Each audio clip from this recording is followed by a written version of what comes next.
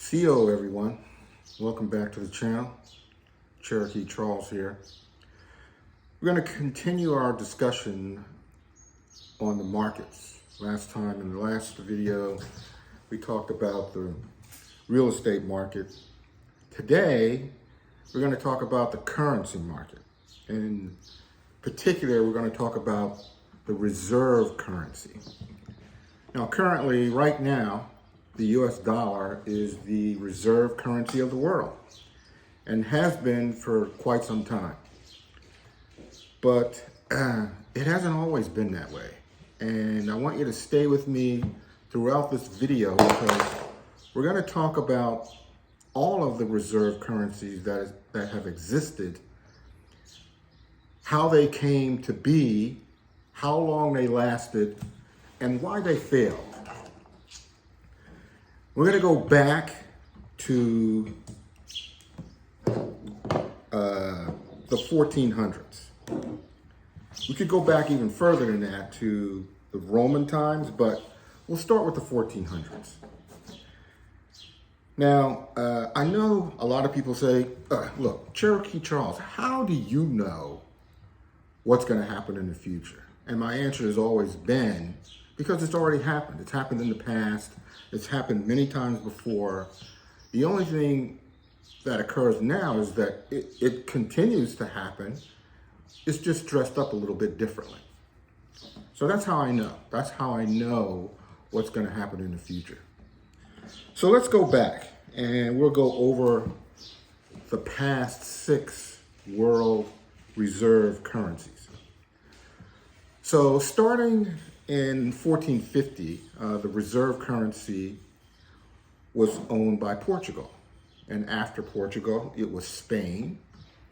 And after Spain, it was the Netherlands. And after the Netherlands, it was France. After France, it was Great Britain. And after Great Britain, it was finally the United States. So let's go back to Portugal.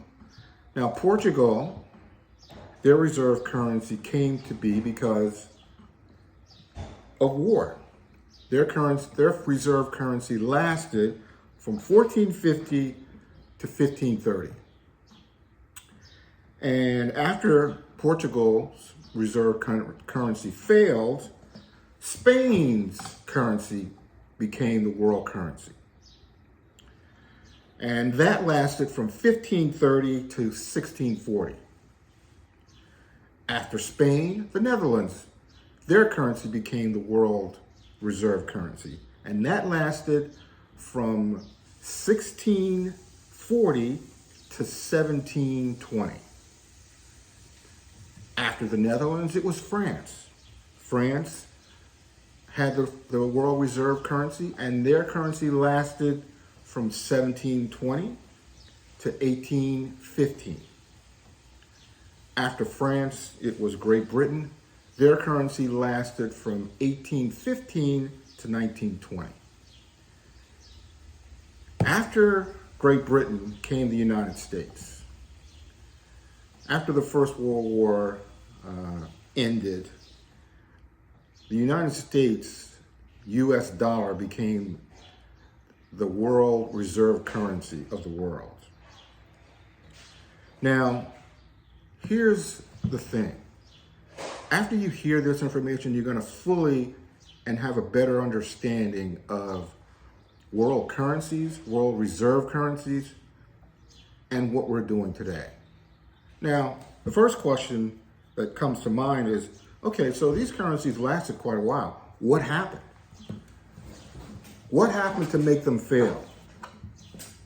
Well, in each instance, starting with Portugal, their currency failed because of war and debt. In the Netherlands, their currency, which lasted from 1640 to 1720, the reason their currency failed and was no longer the reserve currency in the world was because of war and debt. France, their currency, which lasted from 1720 to 1815, their currency failed because of war and debt, and one other thing, their currency got devalued. And we'll talk about how it got devalued in a minute. After France, like I said, from 1815 to 1920, Great Britain's currency failed because of war and debt, and again, because of devaluation. Here we are today. The US dollar is now the world's reserve currency. Are we involved in a lot of wars? Does the United States have a lot of debt? So let's go back to France and take a look at what happened there. Now, France was having a war with Great Britain in Asia, and it couldn't sustain the war. It was costing too much. Wars cost a lot of money, and France was rapidly running out of money. They couldn't afford it anymore. So someone in the French Parliament decided, that's not a problem. We'll just print more money to help pay for the war, which is exactly what they did. France began to print more of their money in order to pay for the debt. And if you've seen any of my other videos, you know that anytime you flood the market with anything, whether it's dollars or dogs and cats, cars, anytime you flood the market with anything, the value of that thing goes down. So as a result, when France started to print more money, the value of their currency went down. And it started to spiral down. And it got devalued because there was so much of their currency in the market, the value of it was just falling apart. It was in a tailspin. So as a result, France still needed to pay for the war, and they had no choice. So they continued to print more and more money in order to pay for the war expenses. So they continued to print more and more and more money. They had runaway inflation, and they continued to print money, which as a result, as I said, devalued their currency.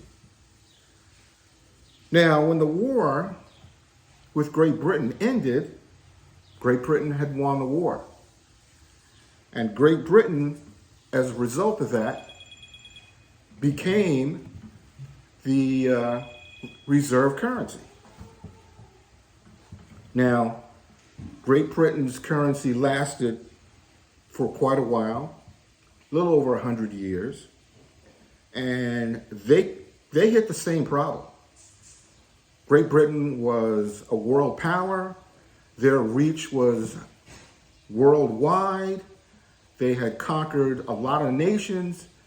And as you know, war cost a lot of money. It became very expensive for Great Britain to hold and keep a hold on all of their conquered territories.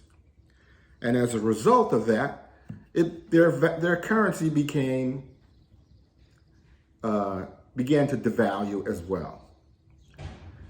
Now, the United States at the time, because the United States and Great Britain are allies, we began to loan them money to help support them. And we loaned them millions and millions of dollars.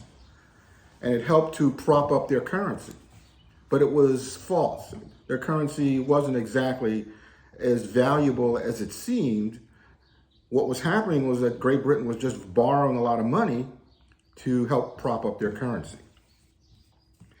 Now, after the First World War ended, and the United States had won that particular war, the United States dollar now became the world currency, the world reserve currency, the US dollar. And here we are today, and it seems as though there's some similarities between what's happening today and what happened with these other nations. These other nations, starting with Spain, their reserve currency failed because of war and debt. The Netherlands, currency failed, war and debt. Great Britain's currency failed, war and debt. Now here we are, the United States. We've got a lot of debt, And there's a lot of talk about whether or not the US dollar can remain the world reserve currency. And if it does fail, what's going to replace it? Which country might replace the United States with their currency as the world reserve currency? And there's been a lot of speculation that, well, it might be China. Personally, you know, Cherokee Charles, I don't think so. I think that finally the smart people of the world may have realized that this cycle of war, debt, reserve currency failure, war, debt, reserve currency failure is finally going to come to an end. That way of doing things ain't working.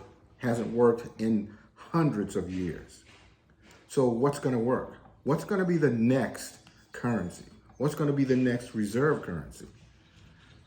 Personally, and this is just my thoughts on this, I think the next currency that's going to replace all of this is going to be cryptocurrency. Now that conversation we're going to have in the next video.